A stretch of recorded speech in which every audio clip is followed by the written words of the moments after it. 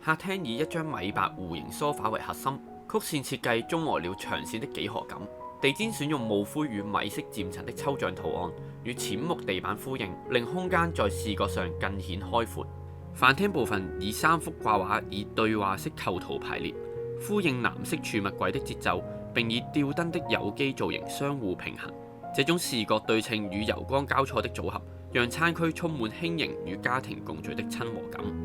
睡房的布藝選色延續客飯廳的主調，以焦糖、灰白及淡藍交錯。床頭畫作以流線不足貫穿視線，讓空間更具延伸感。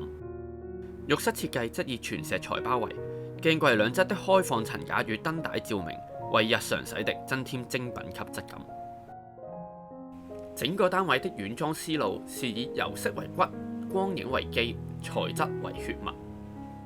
每件物件皆為氣氛而設，讓設計從視覺延伸至觸感，從形體轉化為情感。